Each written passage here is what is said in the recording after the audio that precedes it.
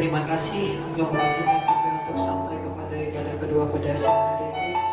Semua tentu berjalan oleh karena kasih karunia-Mu Bapa. Oleh karena itu Bapa, kami menyiapkan hati dan pikiran kami untuk dapat belajar mengenai kebenaran firman-Mu pada siang ini.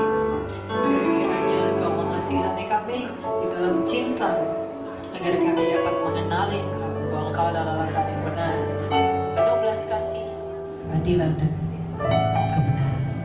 Dalam Bapa kami telah berdoa di dalam nama Yesus. Amin.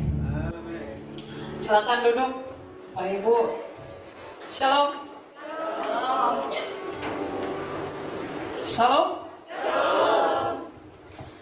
Seperti kurang. Shalom. Mantap. Oke. Siang hari ini, kalau tadi pagi kita belajar tentang firman Tuhan, ingatlah kepada zaman yang dahulu, maka siang hari ini kita akan belajar sesuatu yang unik di perjanjian baru. Yohanes 21 dari ayat 1 sampai ayat 14. Ada misteri di dalam ayat ini yang saya akan bagikan ke Bapak Ibu. Yesus menampakkan diri kepada murid-muridnya di pantai Danau Tiberias. Kemudian Yesus menampakkan diri lagi kepada murid-muridnya di pantai Danau Tiberias, dan Ia menampakkan diri sebagai berikut. Di pantai itu berkumpul Simon Petrus, Thomas yang disebut Didimus, Nathanael dari Kana yang di Galilea, anak-anak Zebedeus, dan dua orang muridnya yang lain. Kata Simon Petrus kepada mereka, "Aku pergi menangkap ikan." Kata mereka kepadanya, "Kami pergi juga dengan engkau." Mereka berangkat lalu naik ke perahu. Tetapi malam itu mereka tidak menangkap apa-apa. Ketika hari mulai siang, Yesus berdiri di pantai. Akan tetapi murid-murid itu tidak tahu bahwa itu adalah Yesus. Murid-murid itu tidak tahu bahwa itu adalah Yesus. Kata Yesus kepada mereka, "Hai anak-anak, adakah kamu mempunyai lauk pauk?" Jawab mereka, "Tidak ada." Maka kata Yesus kepada mereka, "Tebarkanlah jalamu di sebelah kanan perahu, maka akan kamu peroleh." Lalu mereka menebarkannya dan mereka tidak dapat menariknya lagi karena banyaknya ikan. Maka murid yang dikasihi Yesus itu berkata kepada Petrus, "Itu Tuhan." Ketika Petrus mendengar bahwa itu adalah Tuhan, maka ia mengenakan pakaiannya sebab ia tidak berpakaian, lalu terjun ke dalam danau. Murid-murid yang lain datang dengan perahu, karena mereka tidak jauh dari darat, hanya kira-kira 200 hasta saja, dan mereka menghala jala yang penuh ikan itu. Ketika mereka tiba di darat, mereka melihat api arang, dan di atasnya ikan dan roti. Kata Yesus kepada mereka, "Bawalah beberapa ikan yang baru kamu tangkap itu." Simon Petrus naik ke perahu lalu menghala jala itu ke darat, penuh ikan-ikan besar, 153 ekor banyaknya, dan sungguh pun sebanyak itu jala itu tidak koyak. Kata Yesus kepada mereka, "Marilah dan sarapanlah." Tidak ada di antara murid-murid itu yang berani bertanya kepadanya, "Siapakah engkau?" Sebab mereka tahu bahwa ia adalah Tuhan. Yesus maju ke depan, mengambil roti dan memberikannya kepada mereka, demikian juga ikan itu. Itulah ketiga kalinya Yesus menampakkan diri kepada murid-muridnya setelah ia bangkit dari antara orang mati. Agak panjang ya. Tapi Bapak Ibu, saya mau mengajak Bapak Ibu untuk apa sebenarnya arti dari penampakan Tuhan Yesus yang ketiga kali kepada para murid. Dilatar belakangi oleh murid Tuhan Yesus sedang menjala ikan. Mereka tidak dapat apa-apa. Tapi kemudian ada suara yang berbicara kepada mereka, "Empaskanlah jalamu di samping perahu." Ketika dia melakukan itu, dia tidak tahu yang ngomong itu siapa. Tapi kemudian setelah ikan itu dihitung jumlahnya 153 ekor, mereka tahu bahwa yang berbicara tadi adalah Yesus. Makanya mereka tidak mau bertanya lagi, karena mereka sudah tahu dari jumlah ikan itu. Mereka tahu siapa yang berbicara. 153 ekor di dalam bahasa Ibrani itu dibunyikan sebagai ani Elohim, yang dalam bahasa Indonesia disebut Akulah Allah. Jadi ketika dikatakan jumlah ikan itu 153, maka mereka tahu bahwa tadi yang berbicara itu adalah Yesus Kristus. Maka mereka tidak bertanya lagi siapa yang berbicara, karena mereka sudah tahu dari jumlah ikan itu adalah Yesus Kristus. Dari hal ini kita dapat belajar bahwa Tuhan itu bisa memakai apapun untuk menyatakan dirinya. Tuhan bisa menggunakan hal apapun untuk memperkenalkan dirinya, bahkan untuk mengingatkan kita kembali apa yang Ia lakukan bagi kita. Khotbah saya siang ini adalah kelanjutan dari tadi pagi. Kalau tadi pagi kita belajar kita harus mengingat apa yang dahulu, maka siang hari ini saya juga mengajak Bapak Ibu untuk mengingat apa yang telah Tuhan lakukan, dan tidak hanya itu, apa saja cara yang akan Tuhan nyatakan untuk memperkenalkan dirinya. Sebagaimana Ia memperkenalkan dirinya kepada murid hanya melalui jumlah ikan, sehingga murid itu dengan yakin, mereka dengan persis tahu bahwa itu adalah Kristus. Di dalam hidupmu, di dalam hidup kita, kita percaya ketika mengingat ke belakang bahwa Tuhan sudah bersama kita di sepanjang hidup.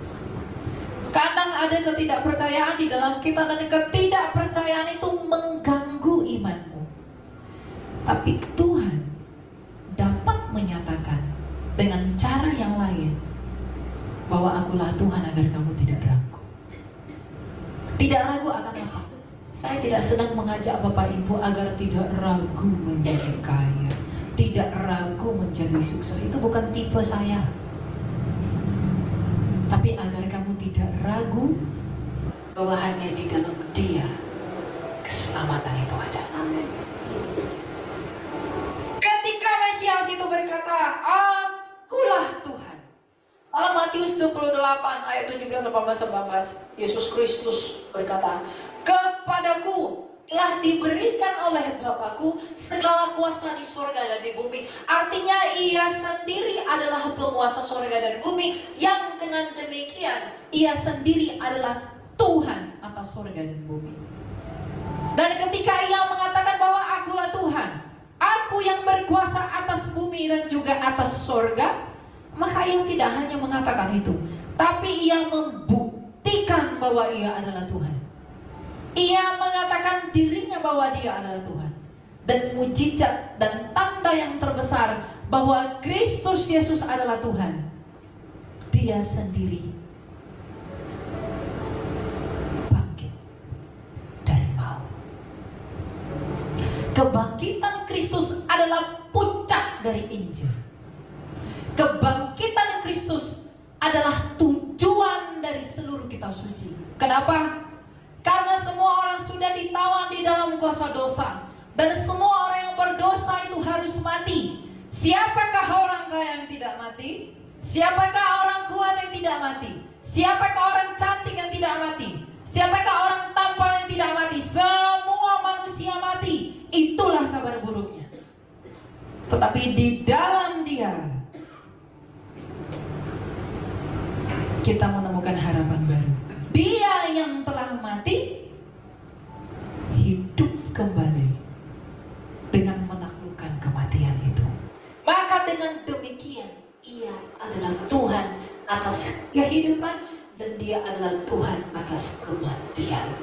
Jadi kalau kita berpikir, bagaimana mungkin aku bisa memperoleh hidup? Bagaimana mungkin aku bisa dihidupkan? Itu tidak akan pernah terjadi selama engkau tidak sungguh-sungguh percaya kepada Dia yang telah hidup. Itu tidak akan pernah terjadi selama engkau masih percaya kepada nabi palsu. Itu tidak akan pernah terjadi kalau selama engkau percaya kepada dewa-dewa di Mesir. Itu tidak akan pernah terjadi kalau engkau percaya kepada dewa-dewa di Tionghoa. Karena semua dari mereka mati. Semua dari mereka tidak berguna. Batu-batu jutaan dewa-dewa di dia, itu semua digulingkan oleh manusia. Tetapi hanya Kristus yang menggulingkan manusia. Amin. Melalui kebangkitannya. Kematian itu telah nyata. Tidak ada yang seperti dia. Kematian itu tidak pilih-pilih. Dalam Injil Matius dikatakan bahwa ia datang seperti hujan dari awan. Makanya kalau ada yang menderita, kenapa aku menderita? Kenapa dia tidak menderita? Kenapa aku hidupku begini? Kenapa dia tidak begini? Kenapa anakku terlahir begini? Kenapa yang lain tidak begini? Itulah upah dosa. Bukan karena dosamu. Mungkin kamu tidak membuat dosa yang bagaimana, tapi itulah bukti nyata bahwa seluruh dunia ini sudah di dalam kuasa dosa.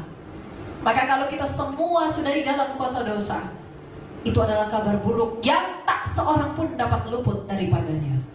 Tetapi Kristus sendiri yang adalah sabdanya Allah turun ke dunia. Dia menaklukkan kematian itu, lalu hidup sebagai pemenang. Dengan demikian ia sendiri memproklamirkan, di manakah sengatmu maut.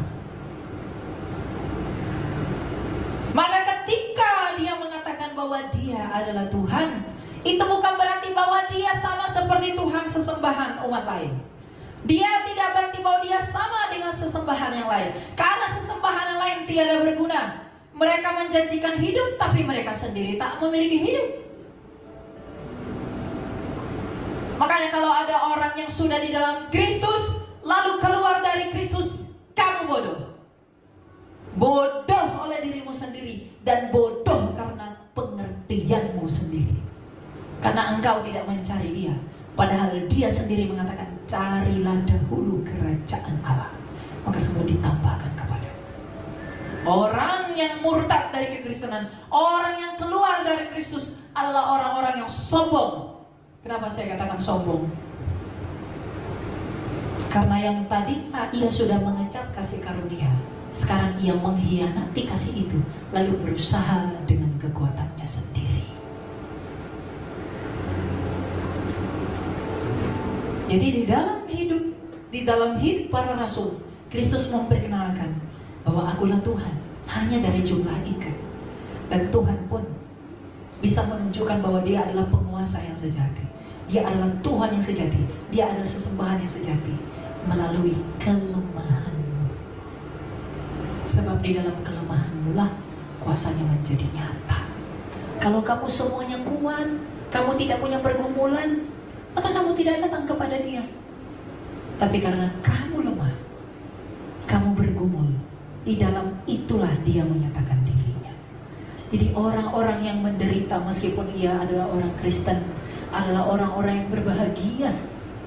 Karena orang yang paling menderita adalah orang-orang yang paling mengerti perkenanan Allah. Orang yang bergumul adalah orang yang mengenal Tuhan. Orang yang mendapat masalah adalah orang-orang yang menemukan Tuhan di dalam pergumulannya. Sebab orang kaya itu tidak menemukan pergumulan, makanya dia musnah di alam maut. Tetapi Lazarus, dia telah bergumul. Tidak ada yang memberi dia makan. Anjing-anjing menjilati boroknya. Tapi ketika dia mati, dia punya iman. Dia berbahagia bersama Bapa kita. Bukan berarti Anda tidak bisa jadi orang kaya. Anda mau jadi kaya silakan. Tapi kekayaanmu itu harus kamu pergunakan menurut kerelaan hati Allah. Untuk apa itu? Bukan berarti orang Kristen gak boleh pintar. Harus pintar biar bisa menginjili dan berapologetika. Bukan berarti orang Kristen gak boleh bijaksana. Semua orang Kristen harus bijaksana agar bisa menasihati dan saling tolong menolong. Tuhan Yesus berkata, ikatlah persahabatan dengan Mamon yang tidak jujur. Karena apa? Uang yang Bapak Ibu punya itu ketika Anda gunakan bagi kemuliaan Tuhan, membantu orang miskin, membantu orang yang tak mampu, menolong saudaramu. Dengan kamu berbuat baik, maka itu akan berguna menolongmu pada hari kebangkitan. Tapi kalau kamu nggak gunakan itu sekarang, kamu tumpuk terus, pada hari kebangkitan uangmu tak dapat menolongmu. Itu maksud dari perumpamaan bendahara yang tidak jujur.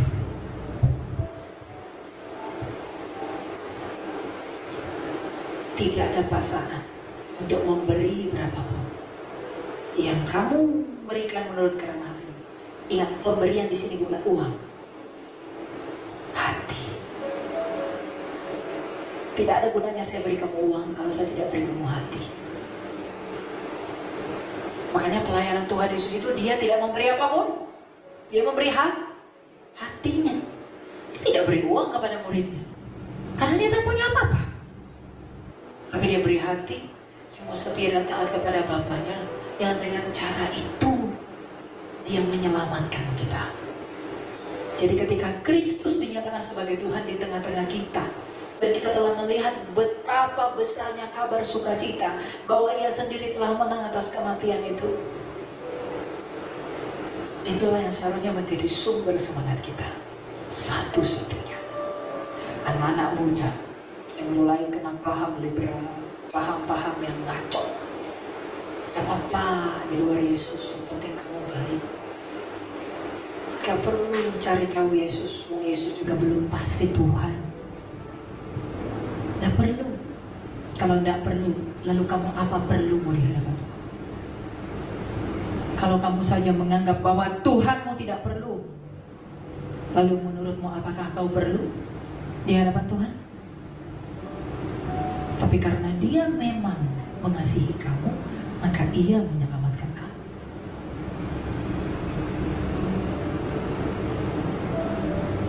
Hidup kekristenan bukan tentang berkat-berkat. Terlalu banyak bicara begitu. Tapi satu-satunya kekayaanmu yang tidak akan dimakan rayap, itu adalah keselamatan. Maka bertekunlah di dalam iman, hiduplah di dalam cinta, kasihilah semua orang. Mengasihi semua orang itu bagaimana? Kabarkan Injil Tuhan kita. Semangat Injili itu harus ada di dalam setiap hati kita. Harus. Kita tidak boleh memandang bulu Bapak Ibu. Kita harus mengasihi semua orang. Jangan pernah memandang rendah orang miskin. Orang miskin jangan pernah iri hati dengan orang kaya. Orang kuat jangan pernah menindas orang lemah. Orang lemah jangan pernah menyumpahi orang kuat. Karena segala sesuatu itu adalah urusan Allah. Iman. Hidup dalam iman yang bagaimana? Iman di mana Tuhan dinyatakan di dalam kamu. Jadi kalau hidup ini hanya mau dihabiskan berleha-leha, cari uang banyak-banyak, cari harta banyak-banyak, tak perlu pedulikan Injil, tak perlu orang mendengar Injil, tidak perlu orang mendengarkan kabar baik. Apa gunanya semua itu? Dan untuk apa kita hidup? Kita hidup dipanggil untuk apa? Apakah kita semua tujuannya adalah untuk hidup di tempat yang berdosa ini? Kita tidak pernah dibuat di tempat ini. Kita tidak pernah di-create di tempat yang berdosa, tapi kita diciptakan di tempat yang tak berdosa. Tapi karena kita sendiri yang berdosa, itulah yang mencemari bumi ini. Makanya kita menderita, kita kesusahan, cari duit, berbelum, semua kesusahan. Justru di dalam kesusahan itulah Tuhan menyempatkan waktunya, memberi karyanya bagi kita untuk meluputkan kita dari itu semua. Jadi jangan coba-coba untuk menghibur dirimu dengan dunia, tapi hiburlah dirimu dengan firman Tuhan. Hiburlah dirimu dengan kesaksian Alkitab, dan hiburlah dirimu dengan kesaksian para rasul. Betapa kejamnya penganiayaan itu terhadap mereka, tapi mereka tetap mau setia di dalam apa? Di dalam iman kepada Kristus. Iman itu yang memenangkan mereka. Iman itu yang membuat mereka teguh, dan iman itu yang menyelamatkan mereka. Godaan-godaan, cobaan-cobaan yang semakin lama di zaman ini, semakin akhir zaman, itu adalah godaan-godaan yang tidak akan pernah lebih baik daripada sebelum-sebelumnya. Semangat antikristus itu akan bertebaran kemana-mana. Ketika anak-anak muda begitu sombong berkata, marilah kita kejar segala sesuatu yang di dunia ini dan lupakanlah Tuhan. Ketika engkau mati, apakah yang kau kejar itu bisa membantumu? Pada anak muda sekarang pamer bahwa dia sukses, bahwa dia kaya, bahwa dia besar, tapi dia tidak pernah memamerkan Tuhannya yang menyertainya. Dia pamer keterima di sini, saya dari lulusan ini, saya hebat di sini, semangatnya muda, tapi tak pernah menjunjung tinggi salib Tuhannya yang oleh karenanya dia hidup. Anak muda semangatnya tua. Makanya Rasul Paulus menasihati anak rohaninya Timotius, janganlah seorang pun menganggap kamu rendah karena kamu. Harusnya dari ayat itu kita bisa belajar apa? Kemudahan kita harus kemudahan untuk memuliakan Tuhan. Memuliakan Tuhan gak harus menjadi seperti saya. Nanti ribet. Memuliakan Tuhan itu bisa dengan banyak cara. Melalui karirmu, lakukan dengan takut akan Tuhan. Apa yang kamu cita-citakan, lakukan itu bukan karena dirimu sendiri, tapi lakukan itu karena Allah. Satu hal Bapak Ibu yang harus saya katakan, rusaknya dunia ini, berubahnya hukum, bejatnya moral di dunia ini, betapa besarnya pengkhianatan manusia kepada Allah. Semua kebobrokan dunia ini sebenarnya membuktikan bahwa kita sedang hidup di dalam kesabaran Tuhan. Dia masih bersabar terhadap kita. Kalau dia mau membinasakan kita, bisa. Tapi apakah dia mau? Tidak. Tapi Rasul Paulus kepada orang di Galatia, dia mengatakan, jangan sesat. Allah tidak memberikan dirinya dipermainkan. Jangan permainkan kesabaran Allah. Jangan permainkan cinta Allah. Jadi panggilan bahwa Yesus menyatakan dirinya adalah Tuhan adalah panggilan untuk pertobatan. Sungguh-sungguh percaya kepada Kristus. Saya mengatakan ini kepada Bapak Ibu bukan karena saya sudah sempurna dalam pertobatan. Saya pun bercacat di hadapannya. Kita semua orang berdosa dan akulah yang pertama.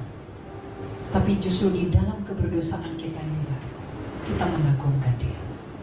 Bahwa kasih karunia-Nya melimpah kepada kita. Kita diizinkan, dikuatkan, dimampukan untuk bisa keluar dari hidup yang berdosa. Karena gak ada yang bisa menolong kita. Siapa? Saudara, pendeta, pastor, paus. Mereka gak bisa tolong kita. Hanya Dia yang menolong kamu. Dia sudah mau memperkenalkan dirinya kepada kita. Tapi apakah kita mau diperkenalkan kepada Dia?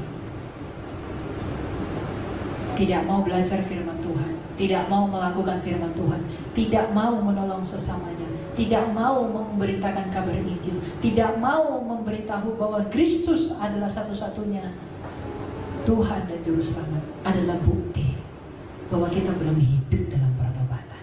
Karena orang yang hidup di dalam pertobatan adalah orang-orang yang dipenuhi Roh Kudus, dan orang-orang yang dipenuhi Roh Kudus adalah orang-orang yang akan melakukan kehendak Roh Kudus. Kehendak Roh Kudus itu apa? Bersaksi tentang Kristus. Orang yang dipenuhi Roh Kudus itu bukan dengan berbahasa. Orang yang dipenuhi Roh Kudus adalah orang-orang yang dengan semangat memberitakan Injil Tuhan, yang tanpa takut dianiaya memberitakan kemenangan Tuhan, yang tanpa takut kehilangan teman, takut kehilangan saudara, takut kehilangan apapun, dia tetap berjalan sebagaimana Kristus berjalan melayani semua orang. Ketika Kristus melayani semua orang, apa yang diperoleh? Apa yang Kristus dapat? Hinaan, cacian, bagian, lemparan, ludah. Injil itu memang menyinggung, karena manusia selalu menyinggung Allah. Jadi orang yang dipenuhi Roh Kudus Berbahasa roh memang orang tanda dipenuhi, itu tanda. Tapi buah-buah dari roh itu adalah kalau ia sendiri mengasihi. Dan tanda dia mengasihi, dia memberitakan Injil Tuhan. Bagaimana mungkin kita mengaku kita mengasihi Allah, tapi kita tidak mau melakukan apa yang dikehendaki Allah? Allah menghendaki semua orang diselah. Bagaimana cara Allah menyelamatkan semua orang? Melalui Injil. Maka kita harus mengambil bagian dengan itu. Keluarga kita yang belum percaya, saudara kita yang belum percaya. Katakanlah bahwa ada 153 ekor ikan yang diperoleh Petrus. Katakan kepada mereka, ada 153 ekor ikan yang dijala oleh Petrus. Dan mereka tidak perlu bertanya lagi bahwa siapakah engkau, karena mereka tahu bahwa itu adalah Tuhan. Maka katakanlah kepada saudara-saudaramu bahwa karena ada hidup dari kematian, bahwa telah bangkit dia dari kematian, maka engkau tak perlu bertanya apakah dia Tuhan atau tidak. Dia sudah pasti Tuhan karena dia telah menang atas kematian. Engkau nggak perlu lagi bertanya, Yesus itu Tuhan kah tidakkah? Seperti pertanyaan orang-orang sebelah. Ketika dia sendiri sudah bangkit, itu sudah membuktikan dia Tuhan. Karena tidak ada yang seperti dia. Apa yang telah bangkit? Dewa-dewa siapa yang telah membangkitkan? Jangankan bangkit, yang membangkitkan.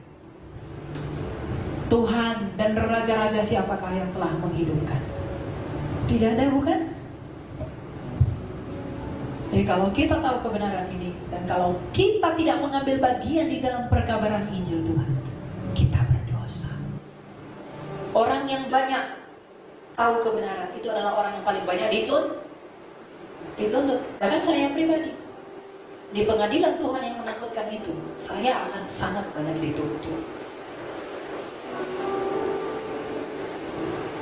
Tapi saya bersandar pada kasih karunia Tuhan. Banyak yang menghakimi saya.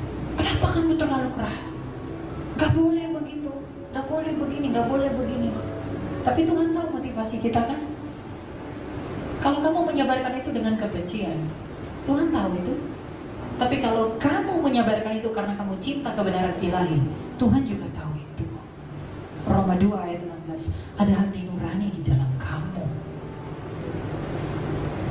Jadi kalau orang membenci kamu karena Injil Tuhan, tidak apa-apa, biarkan orang salah persepsi tentang kita. Tapi kita melakukan penginjilan itu karena kita mencintai mereka. Mereka meresponi itu dengan jahat, mereka mencaci, memaki kita, bahkan menganiaya kita. Itu karena itu adalah bukti bahwa mereka belum mengenal kebenaran itu.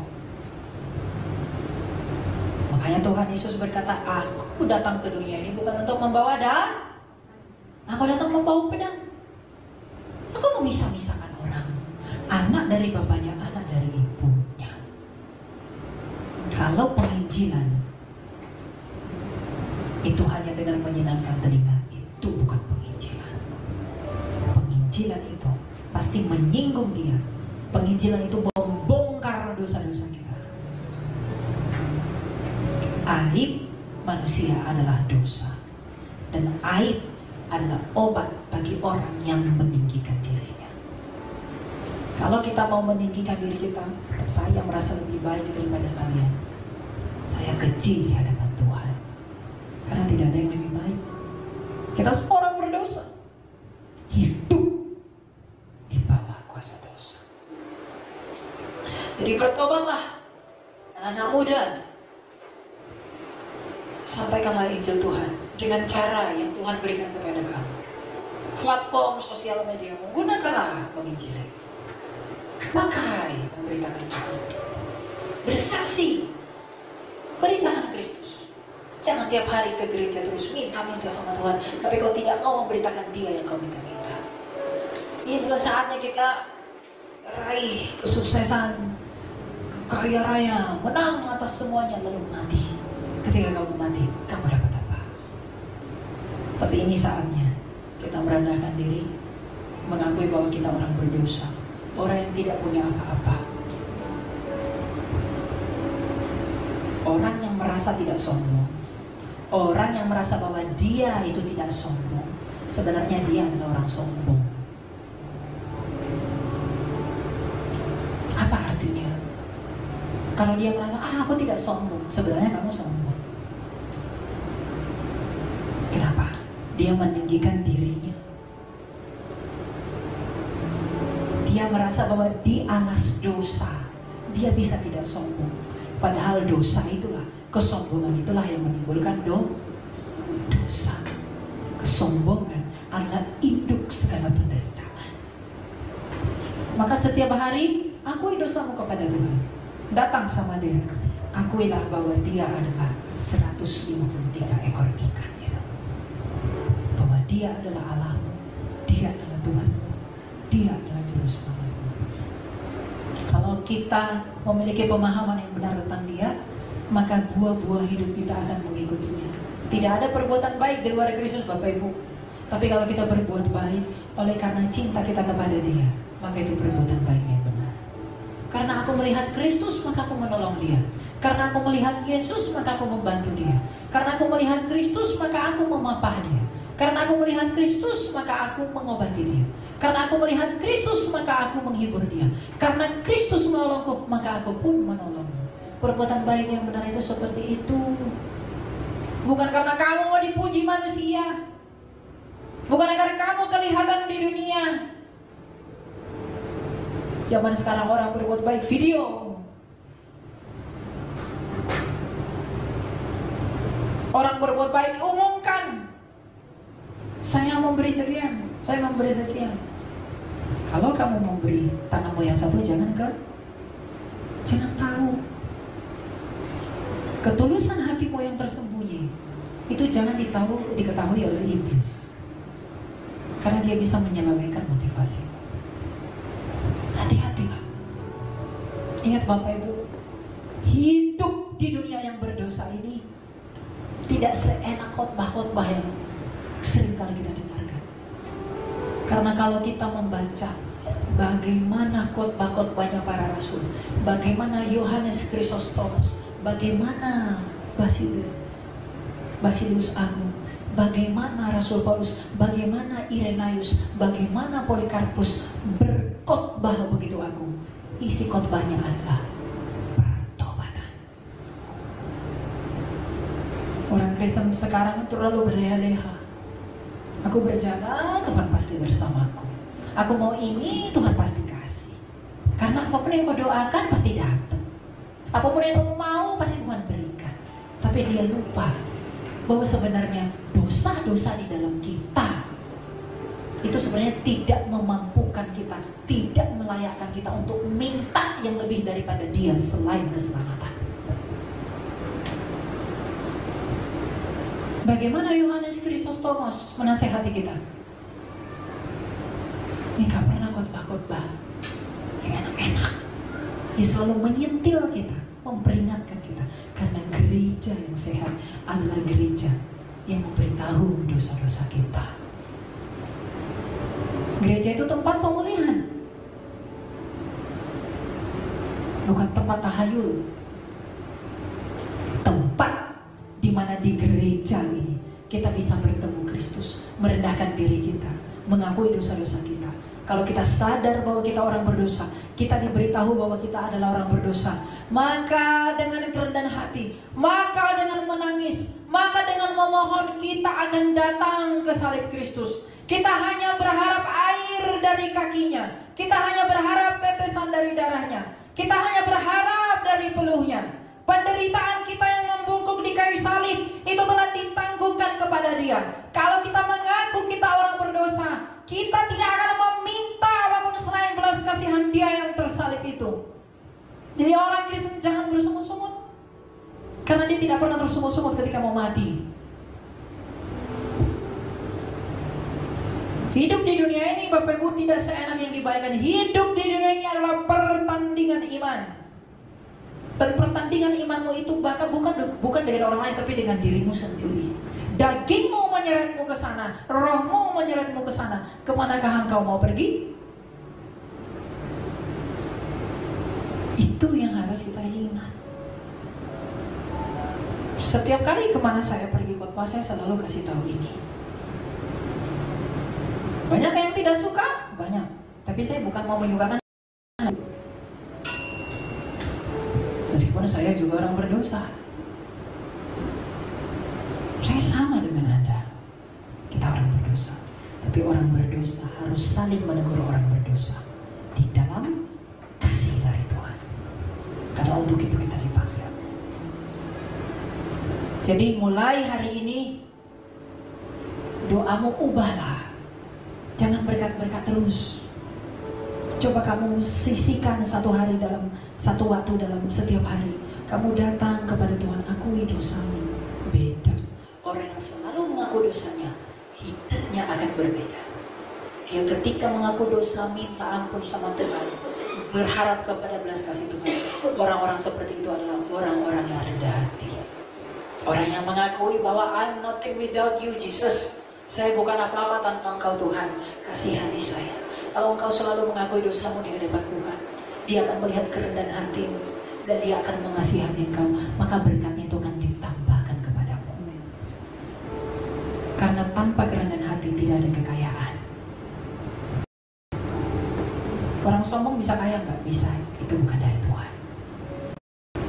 Kekayaan yang sejati itu datang dari kerendahan hati. Bukankah Ayub rendah hati? Apa kata Ayub kepada Tuhan? Engkau yang memberi, Engkau yang Setelah dia teruji kerendahan hatinya, Tuhan tambahkan berapa kali lipat? Jadi fokus kepada Tuhan, fokus kepada salibnya, fokus kepada kasih karunia-Nya. Baru yang lain-lain Dia sendiri yang akan tambahkan menurut kerendahan hatinya. Jadi jangan kejar apa yang Dia tawarkan, tapi kejarlah pribadinya. Karena kalau kamu sudah dapat Dia, kamu bisa merayunya untuk memperoleh itu. Saya mengajarkan ini karena saya pernah di posisi bahwa kadang kita kecewa kalau Tuhan tidak memberikan kita apa yang kita mau. Dan kekecewaan itu membuat kita meninggalkan Dia. Dan kekecewaan itu timbul karena apa? Setelah saya pelajari, karena saya tidak mengenal Dia. Karena kalau saya mengenal Dia, bagaimanapun hidup saya tetap bersyukur karena saya melihat salibnya. Maka bersyukurlah senantiasa. Engkau adalah seorang Kristen, engkau adalah orang yang percaya kepada Kristus. Bersyukurlah oleh karena salibnya. Di dalam salib itu engkau telah diselamatkan. Di dalam salib itu kita telah beroleh hidup. Berdoalah, akuilah dosamu agar Dia selalu berbelas kasih di dalam kita. Tuhan yang memberkati dan meneguhkan kita semua. Mari kita berdoa. Bapak, terima kasih Engkau selalu menegur dan menghajar kami karena kami adalah anak-anak-Mu yang Kau kasihi. Oleh karena itu kuatkan dan teguhkanlah hati kami untuk dapat melakukan apa yang Engkau perkenankan bagi kami. Izinkanlah kami untuk kuat melalui segala sesuatu agar Engkau mengingat kami ketika Kau datang sebagai Raja. Jangan izinkan kami hanya menjadi pendengar saja, tapi kuatkan kami tahu kami bukan apa-apa. Oleh karena itu kami mau datang ke salib-Mu. Kami hanya berharap air dari kaki salib-Mu. Kami hanya berharap air yang datang daripada-Mu agar kami memperoleh hidup. Sebab tidak ada yang dapat kami banggakan selain Engkau. Segala sesuatu yang kami punya akan lenyap. Tapi biarlah kami mencintai sesama kami. Biarlah kami mencintai sesama kami manusia dan juga mencintai Engkau. Karena Engkau telah mencintai kami. Berikanlah kami pengertian dan hikmat bahwa kekayaan kami hanyalah Engkau satu-satunya. Berikan kami hikmat dan pengertian bahwa yang kami miliki hanyalah Engkau. Berikan kami kekuatan untuk memberitakan Injil-Mu, Injil yang menghidupi menjadi air segar bagi siapapun. Karena ya Bapa, nggak ada yang bisa kami lakukan menyenangkan hati-Mu selain oleh memberitakan Injil-Mu. Karena Injil-Mu ada tertulis, Injil-Mu adalah kekuatan-Mu. Oleh karena itu, biarlah semua orang dikuatkan oleh karena Injil yang daripada-Mu dan kami hidup di dalamnya. Kami bersuka cita ketika Engkau datang sebagai hakim. Dan kami juga bersuka cita ketika kami berhadapan dengan pengadilan-Mu yang menakutkan. Meteraikanlah kami menjadi milik-Mu Bapa. Jangan luputkan kami dan jangan tolak kami. Ingatlah akan kami ketika Kau datang sebagai Raja. Dan tuliskanlah nama kami di dalam kitab kehidupan-Mu agar kami bersuka cita di langit bumi baru yang adalah penantian kami, bersama dengan doa-doa orang kudus dan juga doa-doa orang-orang yang mencintai Engkau di seluruh bumi. Biarlah doa-doa kami naik ke hadapan-Mu menjadi dupa yang harum, sebab kemuliaan hanya bagi-Mu ya Bapa, dan bagi Putra-Mu Yesus Kristus, dan bagi Roh-Mu yang kudus sekarang dan selalu serta sepanjang segala masa. Amin.